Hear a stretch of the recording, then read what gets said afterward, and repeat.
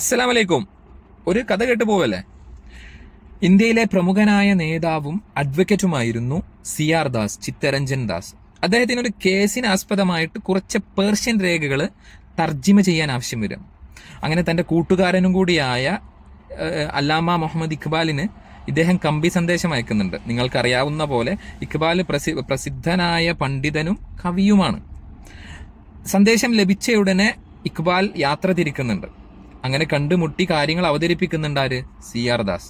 എന്നിട്ട് പറയുന്നുണ്ട്, താങ്കൾക്ക് വേണ്ട ഭക്ഷണവും താമസ സ്ഥലവും ഒരുക്കിയിട്ടുണ്ട്, പ്രതിദിന കൂലിയും തീരുമാനിച്ചിട്ടുണ്ട്, താങ്കൾ 2-3 ആഴ്ച എടുത്ത് സാവധാനം ചെയ്തു തീർത്താൽ മതിയെന്ന്.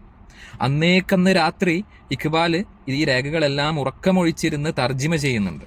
പിറ്റേന്ന് രാവിലെ CR ദാസിനെ കണ്ടുമുട്ടി രേഖകൾ തിരിച്ചേൽപ്പിക്കുന്നുമുണ്ട്. അപ്പൊ അത്ഭുതം മറിച്ചു വെക്കാതെ CR ദാസ് ചോദിക്കുന്നുണ്ട്, ഞാൻ 2-3 ആഴ്ച എടുത്ത് സാവധാനം ചെയ്യാൻ പറഞ്ഞതല്ലേ? താങ്കൾക്ക് അന്ന് ഇന്ത്യയിൽ ആർക്കും ലഭിക്കാത്ത പ്രതിദിന ഫലമാണ്, കൂലിയാണ് ഞാൻ താങ്കൾക്ക് പറഞ്ഞിട്ടുമുള്ളത്. അപ്പൊ ഇഖ്ബാലിന്റെ മറുപടി ഉണ്ട്, അതാട്ടോ നമ്മളിവിടെ ശ്രദ്ധിക്കേണ്ടത്. ശരിയാണ്, കൂടുതൽ സമയമെടുത്ത് സാവധാനം ചെയ്താൽ കൂടുതൽ പണം സമ്പാദിക്കാമായിരുന്നു. പക്ഷേ അത് പാപത്തിന്റെ ശമ്പളമാണ്. എളുപ്പത്തിൽ ചെയ്തു തീർക്കാവുന്ന ജോലി കൂടുതൽ സമയമെടുത്ത് സമ്പാദിക്കുന്നതിന് അത് നാളെ മരണശേഷമുള്ള ജീവിതത്തിൽ ശിക്ഷക്കർഹമാകുന്ന തെറ്റാണ്. നമ്മൾ അർഹമായിട്ടുള്ളതിൽ നിന്ന് ഭക്ഷിച്ചാൽ പോരെ. ജസാക്കല്ലാഹ് ഖൈറൻ.